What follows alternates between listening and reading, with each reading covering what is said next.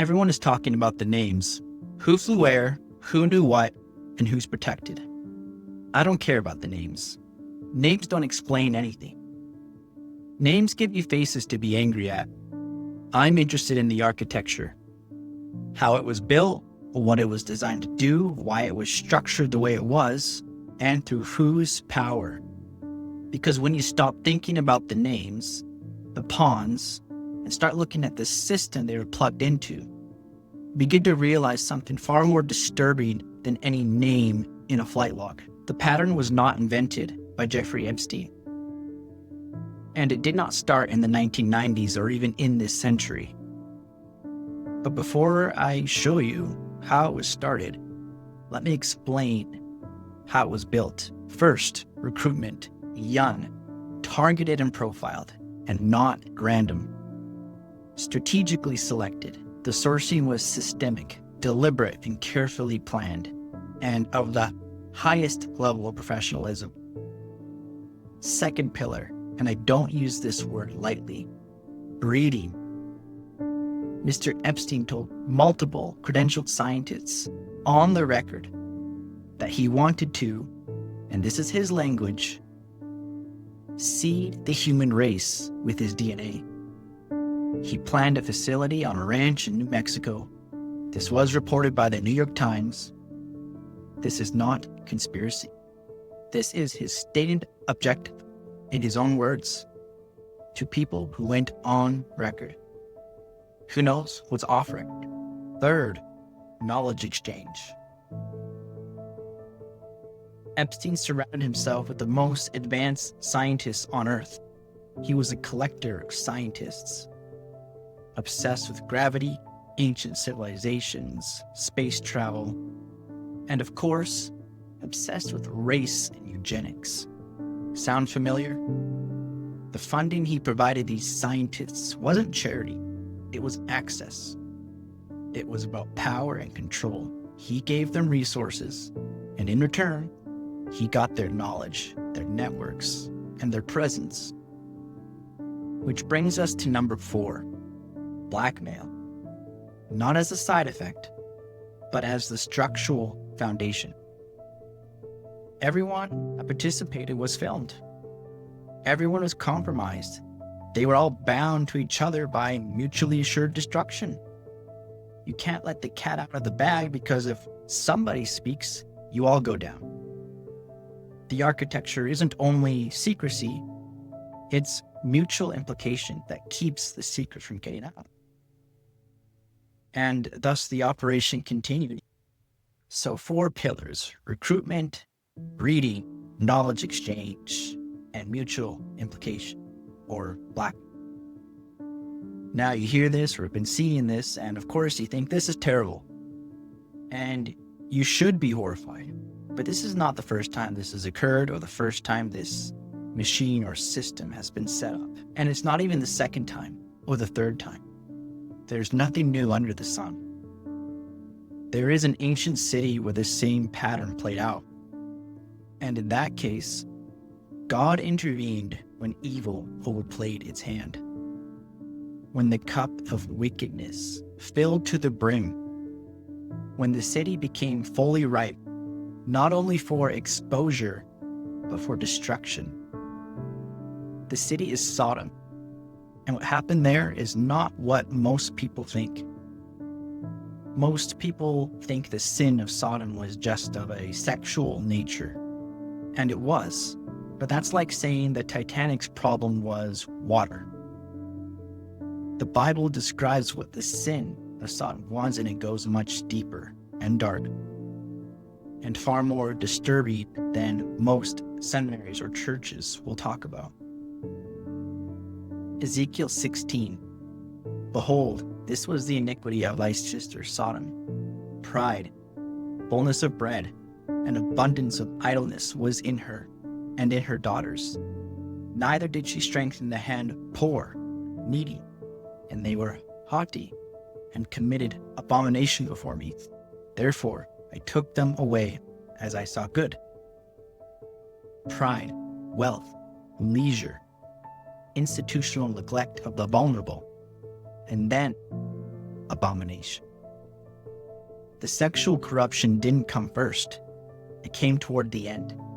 It was the final stage of a civilization that had everything, answered to no one, and eventually developed an appetite that had no ceiling or no floor. Does that sound familiar? An island, wealth without limit, the most powerful people on the earth with unlimited access and growing appetites, and zero accountability.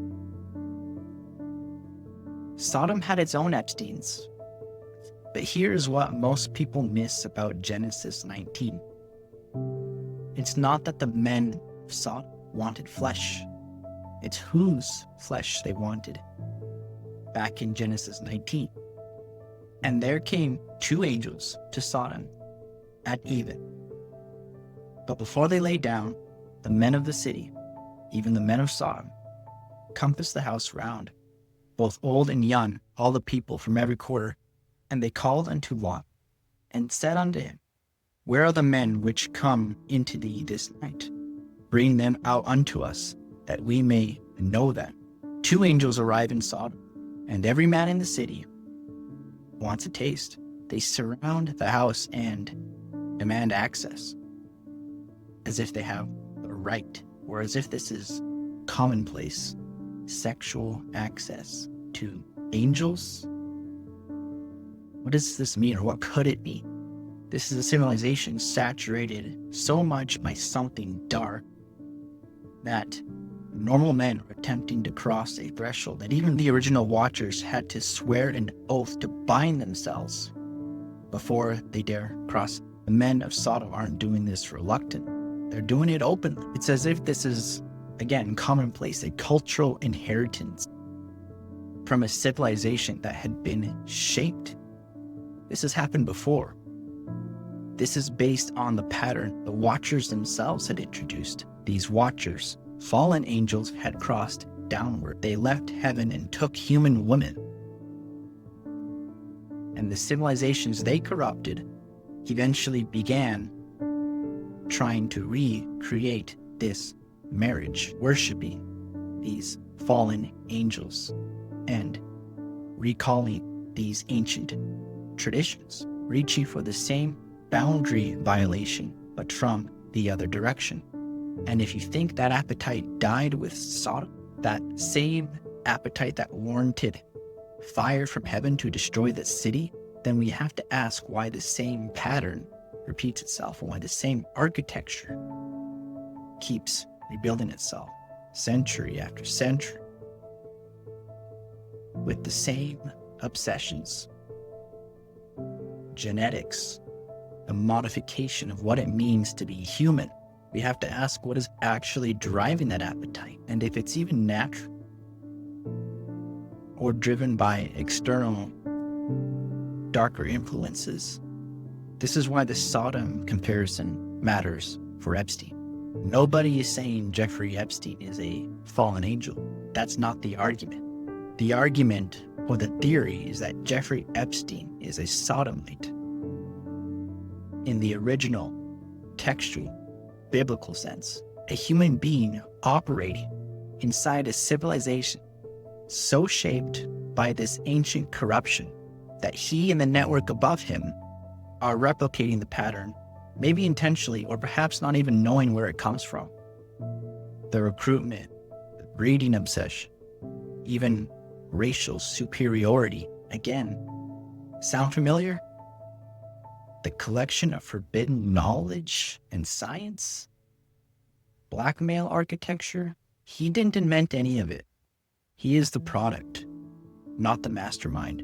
And if he's just the product, the question we need to ask, what is the source? Where did this template originate? And is it still active? There must be a reason why this architecture or this pattern seems to repeat over thousands of years and across civilizations. The network above Epstein, the one nobody can seem to name, the one that doesn't appear in any flight log, is it even of this world? That question has an answer, and it's in a book, an ancient text that has been suppressed for centuries. the Book of Enoch. It was found among the Dead Sea Scrolls. It's been referenced in the New Testament. Christ himself referenced it. And it was clearly scripture to the early church. And it describes in forensic detail the original operation that every Sodom, every Epstein network followed. In 1 Enoch chapter 6, 200 beings, the text calls them watchers, descended to the earth. These are not demons or spiritual monsters. These are tangible beings, beautiful, powerful, angelic, wise, and likely immortal. And before they descend, they do something very specific. Enoch chapter 6, Semjaza, who was their leader, said unto them, I fear you will not indeed agree to do this deed, and I alone shall have to pay the penalty of a great sin. And they all answered him and said, Let us all swear an oath, and all bind ourselves by mutual imprecations, not to abandon this plan, but to do this thing.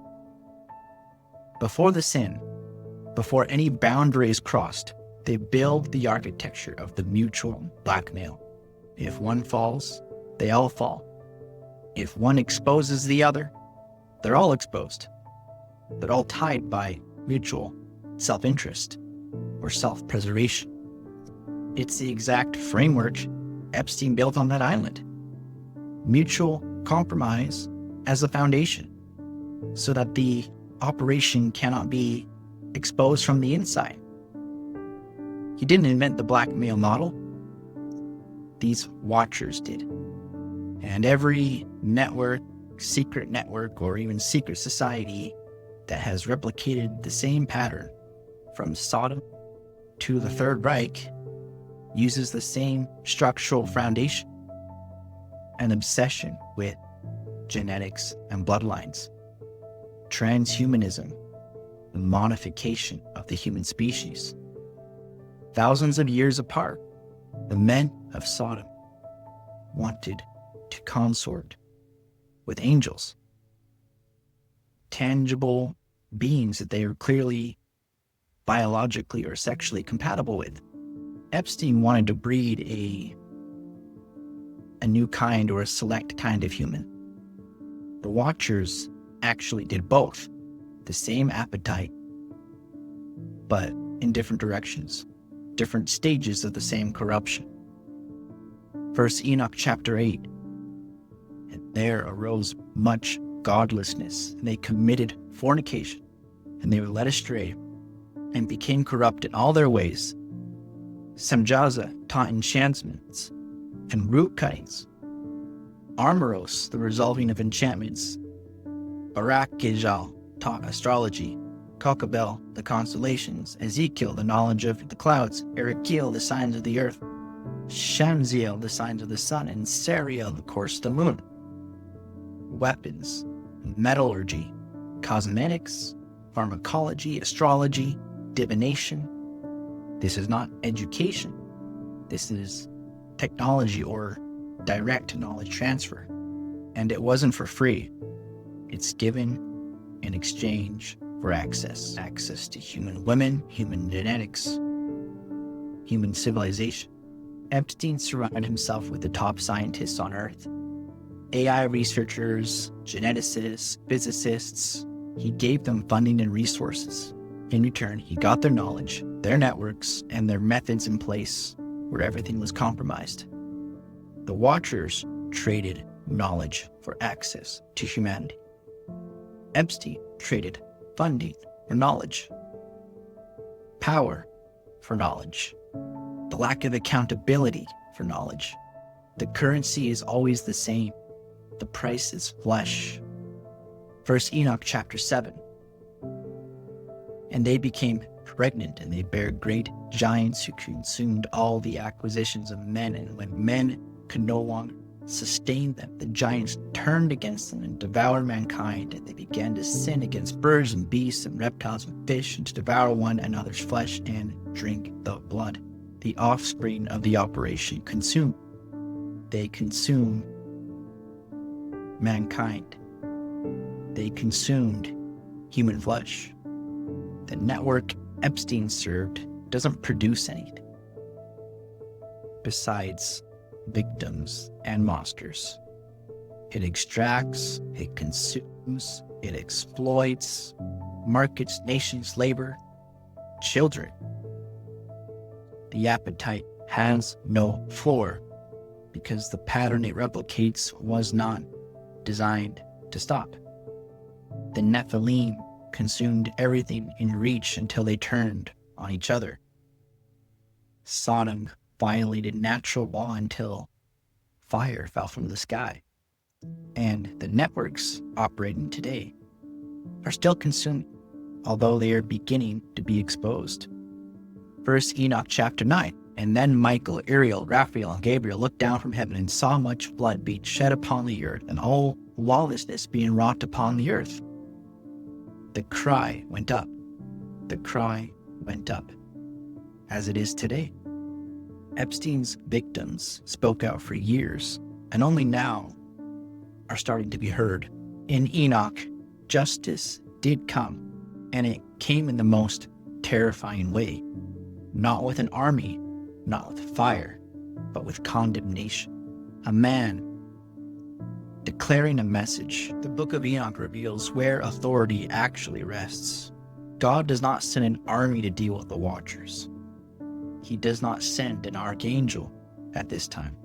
He sends Enoch, a messenger clearly endowed with authority from on high.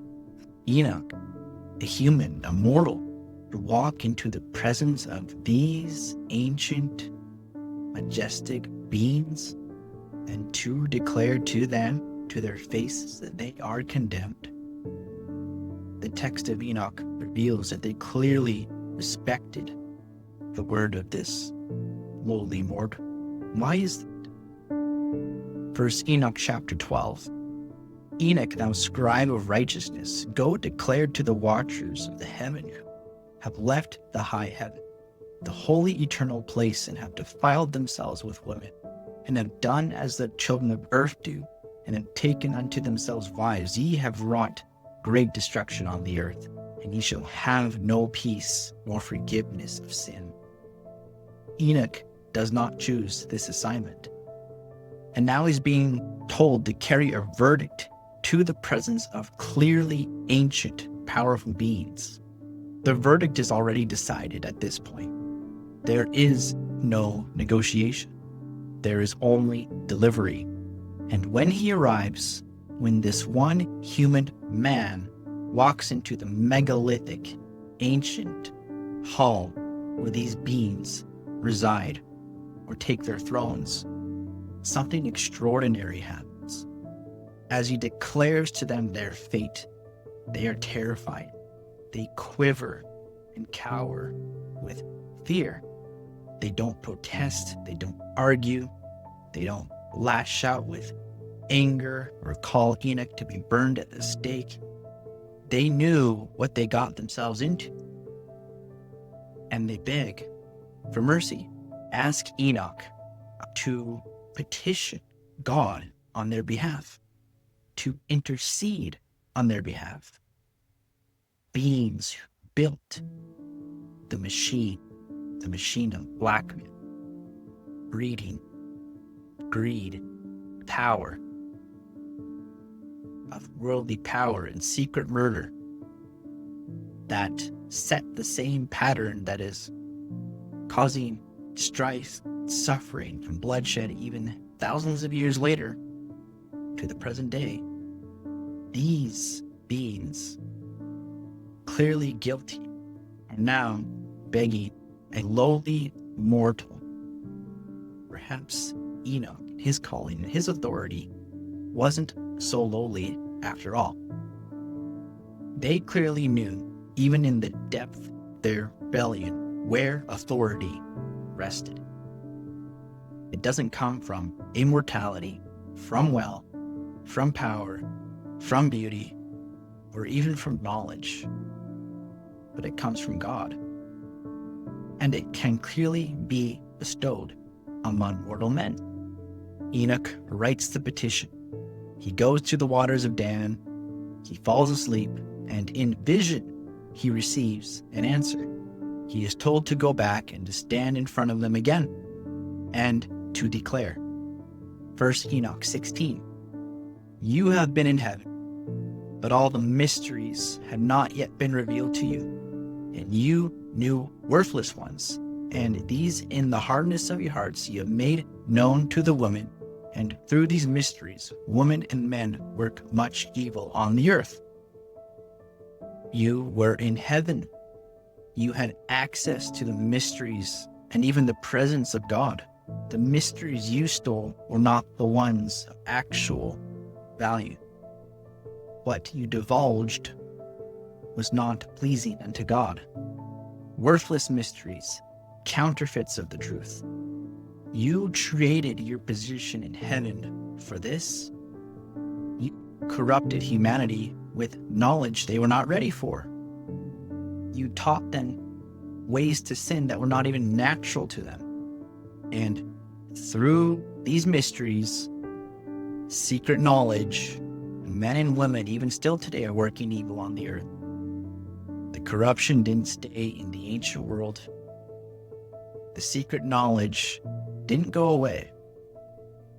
It is still circulating. It is still producing. Sodoms, it is still producing. Epstein networks, secret societies. The pattern is contagion, and it never stopped. And if it never stopped, the source that inspires it never stopped.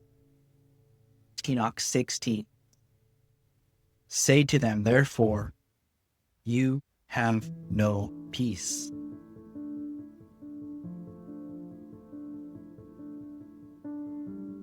You have no peace.